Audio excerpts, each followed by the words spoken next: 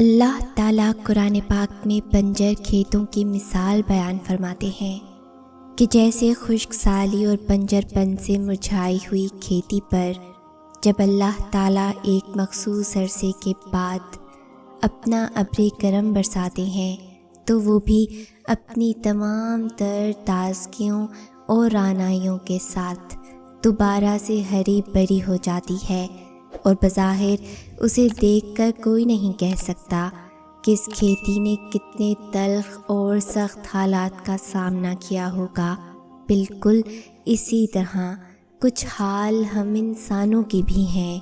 ہم بھی یوں ہی حالات کی نظر ہو کر کئی تلخ تجربات کا سامنا کرتے ہیں، اور کچھ تو اس قدر بھیانک ہوتے ہیں کہ ہماری روح تک کو بھی چھلنی کر جاتے ہیں۔ مگر جب ہم اپنا سارا توکل اللہ تعالیٰ کی ذات پر کر کے اس کی رہنمائی مانگتے ہیں تو وہی ہماری بنجر کھیتیوں کا محافظ اور ہماری زندگیوں میں پھر سے رونقیں بخش دیتا ہے۔ زندگی میں چاہے کتنے بھی دکھ کے بادل کیوں نہ چھا جائیں، کتنی ہی غم کی آندھیاں کیوں نہ آئیں، ہمارا توکل اس نور اور اجالے پر ہونا چاہیے جو اللہ تعالیٰ اس مشکل وقت کے بعد ہمارے لیے لائیں گے، اور ضرور لائیں گے۔ میں نے اپنی قسمت کو اللہ پہ چھوڑ دیا ہے، اس لیے نہیں کہ وہ بہتر کرے گا، بلکہ اس لیے کہ اللہ سے بہتر کوئی کر نہیں سکتا۔ دعا سے نصیب بدل جاتے ہیں، پر ان کے جو اپنی دعاؤں پر یقین رکھتے ہیں ہر آزمائش سے گزر جاتے ہیں۔ یہ جو دکھ ہوتے ہیں نا، ضروری ہوتے ہیں، یہ ہمیں پھر اسی در پہ لے جاتے ہیں، وہی رب کے پاس۔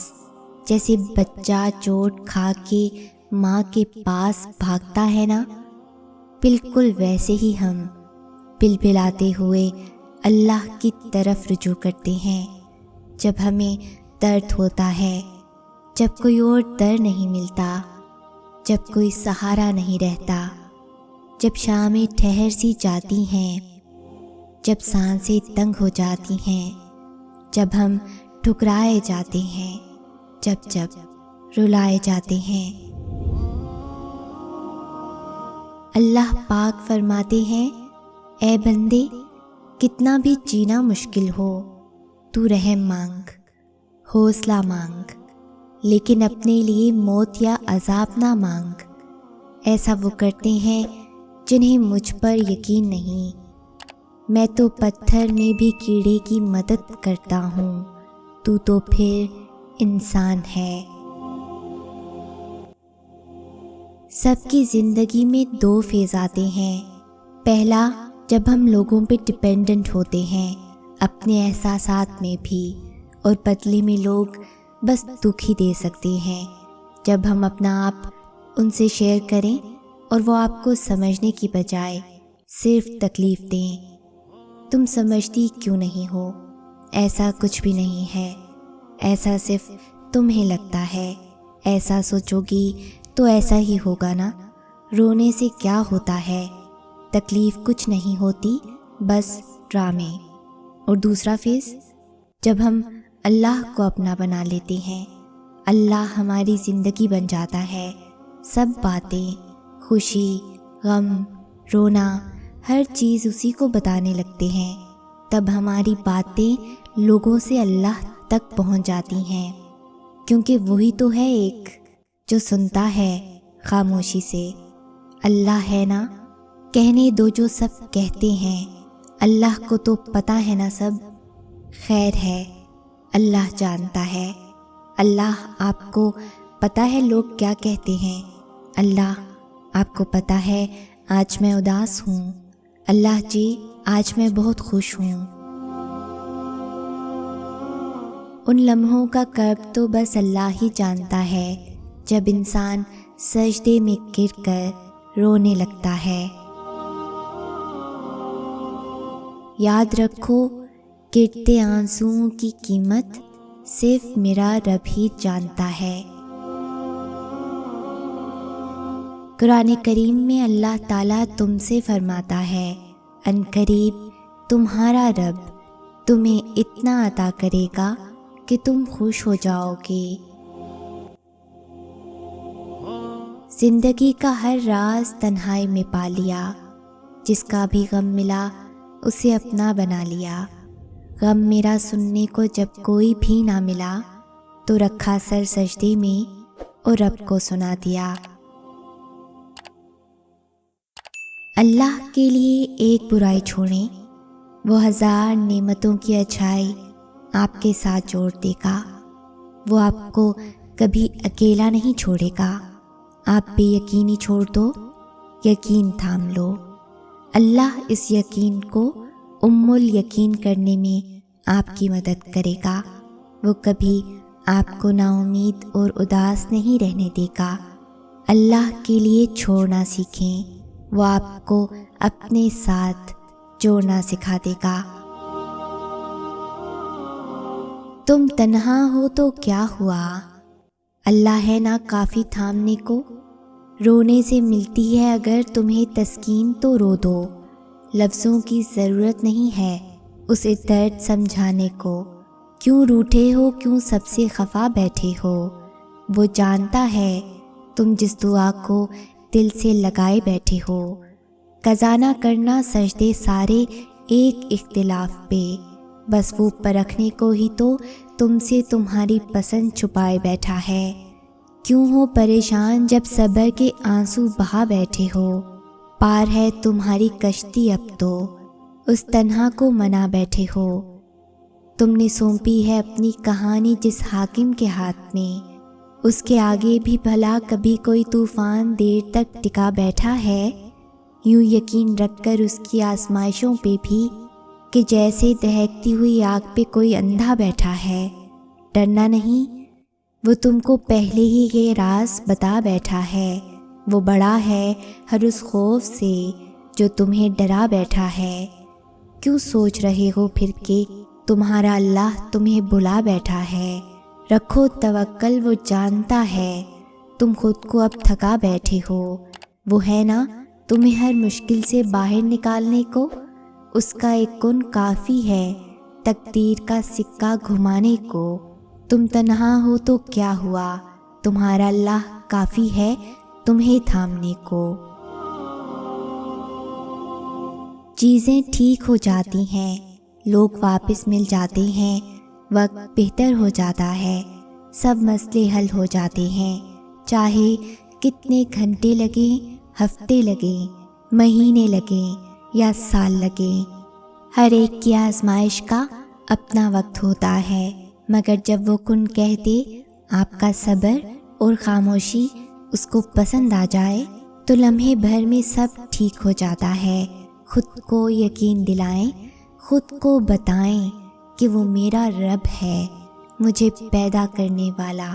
ساری دنیا مجھے چھوڑ جائے، ساری دنیا کے لوگ مجھے غلط کہہ دیں، مگر میرا اللہ کبھی مجھے نہیں چھوڑے گا، وہ کبھی مجھے غلط نہیں کہے گا۔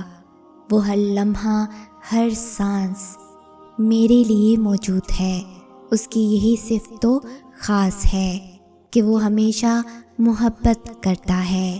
خود کو ہمت دیں یہ کہہ کر اس مختصر زندگی پہ غم کیسا، میرا اللہ تو میرے ساتھ ہے۔ خود کو یقین دلائیں وہ میرے ساتھ ہے، وہ سب ٹھیک کر دے گا، اسے سب ٹھیک کرنا آتا ہے، ان قریب وہ کر دے گا انشاءاللہ۔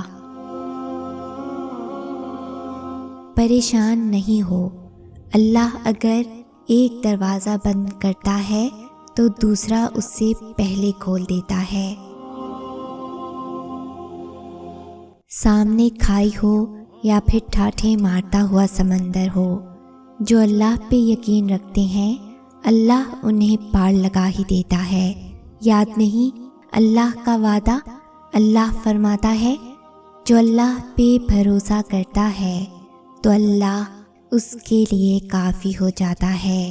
جس نے کافی کر لیا اسے، سو وہ کافی ہو گیا اس کے لیے۔ تنہائی اللہ کے قریب کرتی ہے۔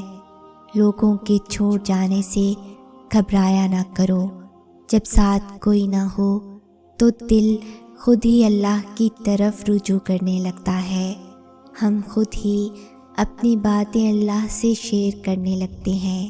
وہ آنسو جو دن بھر روک کر رکھے ہوتے ہیں، رات کو اللہ کو اپنی کہانی سناتے وقت خود ہی بہنے لگتے ہیں۔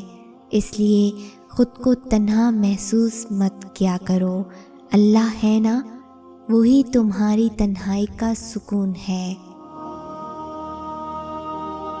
اللہ آہستہ آہستہ تمام دنیاوی سہاروں کو آپ سے الگ کرتا ہے، اس لیے نہیں کہ آپ بے سہارا ہو جائیں، بلکہ اس لیے کہ آپ کو رب کا سہارا صاف اور نمایاں نظر آئے، تاکہ آپ ہمیشہ اللہ پر بھروسہ رکھیں۔ بائیولوجی میں ایک لفظ ہے انزائم، جن کا کام کسی بھی سلو ری ایکشن کو سپیڈ اپ کرنا ہوتا ہے۔ ہم انہیں ایکسیلیٹر کہتے ہیں۔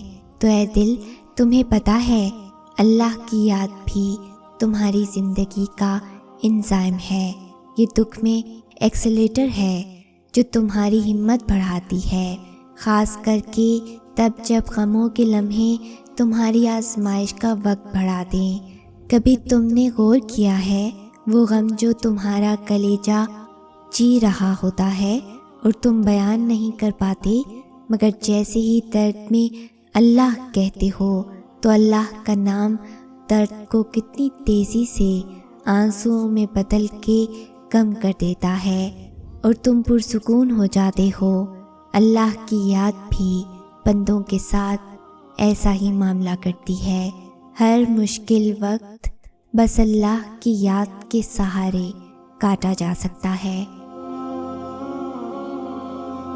اور جب تمہارا دل چاہے کہ اللہ تم سے بات کرے تو قرآن پاک کھول کر پڑھنا شروع کر لیا کرو۔ جانتے ہو اللہ پر توکل کے بعد ہونے والے معجزے حقیقتاً ہوتے ہیں، معجزے وقوع پذیر ہوتے ہیں۔ جب تم مسلسل آسانی کی دعا مانگتے ہو، تمہیں کیا لگتا ہے کہ اللہ جواب نہیں دیتا؟